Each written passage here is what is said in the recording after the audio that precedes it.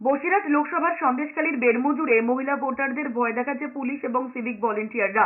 X হ্যান্ডেলে video post করে এমনই বিস্ফোরক দাবি করেছেন রাজ্যের বিরোধী দলনেতা শুভেন্দু অধিকারী। তার অভিযোগ, শেষ দফায় সন্দেশখালী জিততে শেষ চেষ্টা করছেন মমতা বন্দ্যোপাধ্যায়। তার আরো দাবি, যারা মহিলা ভোটারদের ভয় দেখাচ্ছে, প্রভাবিত করার চেষ্টা করছে, রাজ্যের শাসক দল তৃণমূলের পক্ষে ভোট করাতে শেষ চেষ্টা করছে পুলিশও। বিরোধী দলনেতার দাবি, বেরমজুর 2 অঞ্চলের 153 এবং 154 নম্বর বুথের সাহসী মহিলারা পুলিশের বিরুদ্ধে রুখে দাঁড়িয়েছেন। একই সঙ্গে বিষয়টি নিয়ে কমিশনের বিশেষ পুলিশ পর্যবেক্ষক অনিল কুমার শর্মার দৃষ্টি আকর্ষণ করেছেন। শুক্রবার রাত থেকে আবার একবার উত্তপ্ত হয়ে ওঠে সন্দেশখালী। সেখানকার মহিলাদের একাংশের অভিযোগ, রাতে ঘরে ঘরে গিয়ে ভোটারদের ভয় দেখিয়েছে পুলিশ, সিভিক ভলেন্টিয়াররা। তৃণমূলের হয়ে তারা কাজ করছে, তবে এই অভিযোগ নিয়ে তৃণমূলের কোনো প্রতিক্রিয়া মেলেনি। এই নিয়ে রাজ্যের শাসক দলকে বিঁধেছেন কেন্দ্রীয় বিজেপি নেতা অমিত মালব্য।